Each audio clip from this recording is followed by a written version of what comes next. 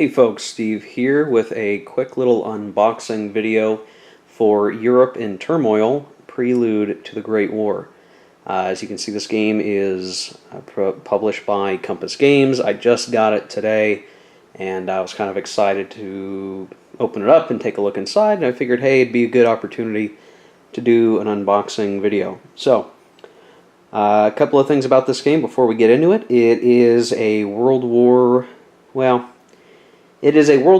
game, but it's about the leading up to the Great War, World War I. And if you look on the back of the box, you can kind of, it's a little hard to see. You can see my reflection a little bit. Let's see if I get the lighting here. Europe in Turmoil.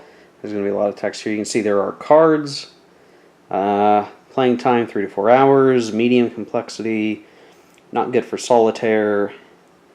And if you kind of if I manage to get this in here without too much glare, which is I'm sure is going to be a problem, you can kind of see it starts to look a little bit like Twilight-Struggle, if you're familiar with that game. And really, my understanding is that this game is very much like Twilight-Struggle, obviously with a different theme of leading up to World War I. I think it has some commonalities with 1989, which is another Twilight-Struggle-esque card-driven game. This one's similar to that one, I think, in that there are spaces on the map that you're vying for influence, but they're not all just physical locations. They may be organizations or certain aspects of the society in the countries that you're attempting to achieve influence over. And the weird thing is, in this game, based on what I've read online, is that you're not really playing specifically the Central Powers or the Allies. Each player is sort of playing, I guess, an ideology. So you have democratic, or I'm not sure how else you would put it, more liberal democracy type ideology against the more authoritarian ideologies. So this would be like Britain and France sort of being those liberal democracies, at least in theory anyway, and then the Austro-Hungarian Empire, the German Empire, and to start with, I think the Russian Empire being these authoritarian-minded countries, or at least places where the authoritarian ideology is greatest. And maybe, you can interpret that as monarchist. I'm not sure. Once I get the game open, I'll learn a whole lot more about this game. But it's kind of weird that I think there is a die roll about the Great War. Like, the Great War will happen and you roll a die. There'll be some modifiers. But how Russia plays into that, because Russia became an ally, there's just some weirdness that I'm going to be curious to get into with this game. My wife is a Twilight-Struggle player, and she's quite good, so I expect we should be able to get this to the table before too long, and if I play enough of it, I should be able to give a good video review on it. So, removing the shrink, I've not opened up the game, I have no idea what's inside, besides the obvious stuff. So let's pull open.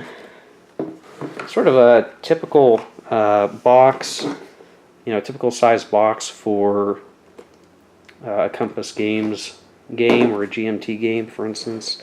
There's a sort of a legend here on the inside track for socio-economic icons. A couple other things around the side of the box, like example areas of influence. Let's see. First thing that kind of sticks out are the cards, which these are apparently the mobilization Europe in Turmoil cards. We also have a much bigger stack of cards for the strategy Europe in Turmoil cards. I suspect maybe not all of the cards in this packet are all strategy. I'm not sure. So cards look like they're pretty standard fare and relatively sturdy. Might try to crack open one of these guys and see. Here we get, let's see, a blue dice, a yellow dice, a die, yeah, blue die, yellow die, and we get these sort of, they look like yellow not poker chips, bingo chips. I'm not sure what the intent of these are. I'm sure I'll find out eventually. And then we also have some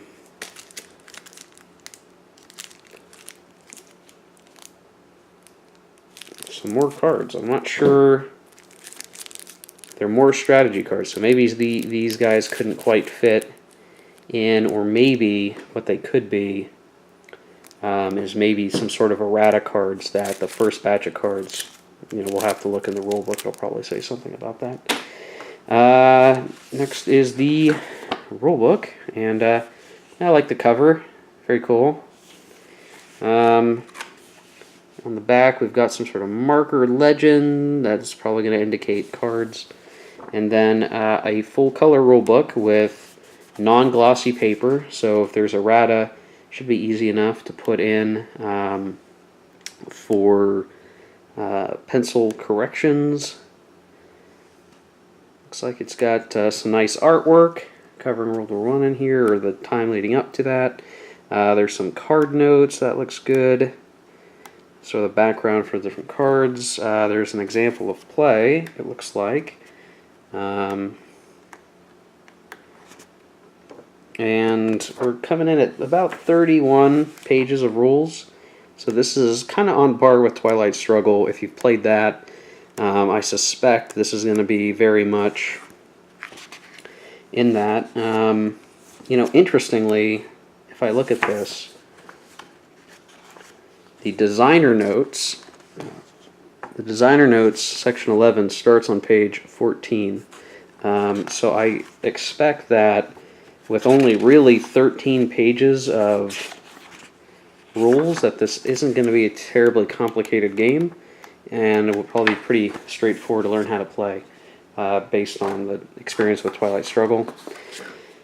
We get a player aid chart for the naval arms race. So this, my understanding, is going to be very similar to the space race track of Twilight Struggle, though there are going to be differences, and my understanding is you really want to get as far advanced on this track as you can. I'm starting to see some very similar rewards, though, like first person to get to that box gets a certain amount of EP, so it'll be a stand-in for the space race track, I suspect, with maybe some minor differences.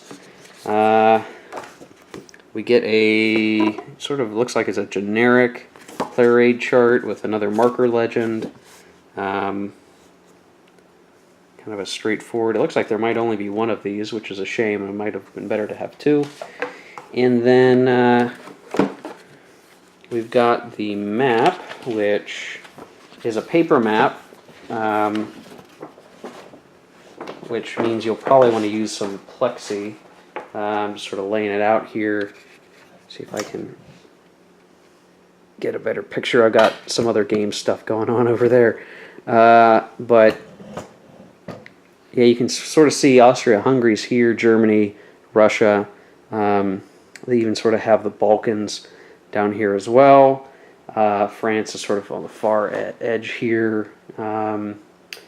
And yeah, so it looks like certain areas belong to certain countries, and then there are other areas that are, I guess, more independent and may not play directly into a particular region, but may have other uses, other important uses. So you can kind of see, I'm going to zoom in for a second, there is a scoring box, so this should look pretty familiar for those who play Twilight Struggle or 1989, that there's presence, domination, and control, +1 per battleground, and so on. So there will be a Russian scoring card, I suspect, a Germany scoring card, so on and so forth.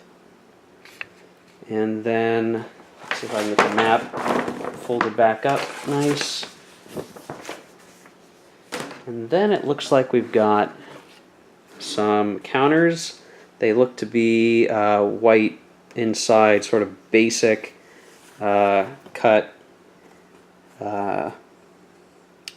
counters. It looks like these are influence markers, so this is probably the liberal democracy, more monarchist, imperial, authoritarian.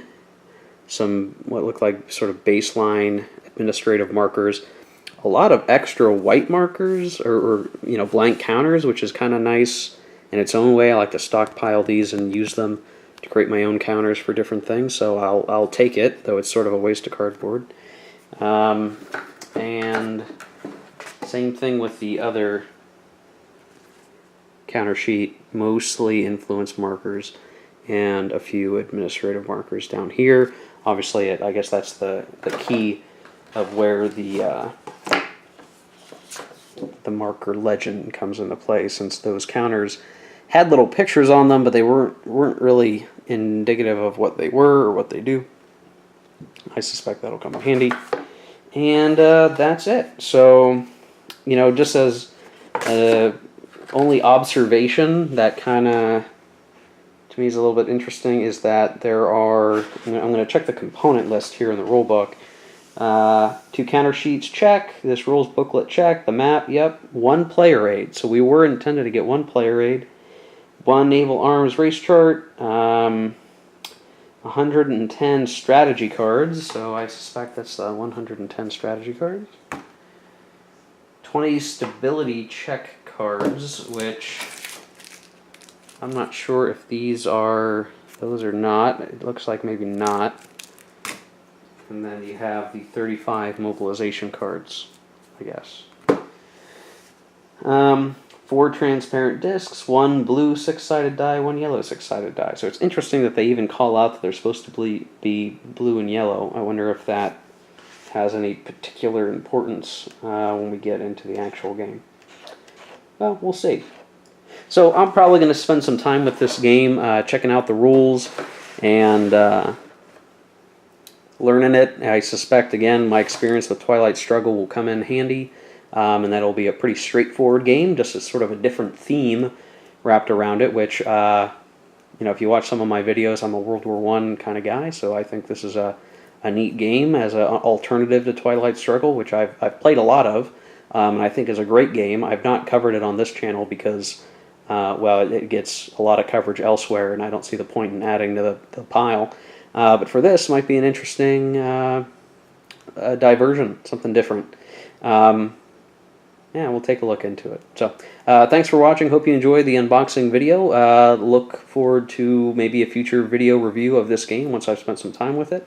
If you like this video, hit like. If you would like to see more content like this, hit subscribe.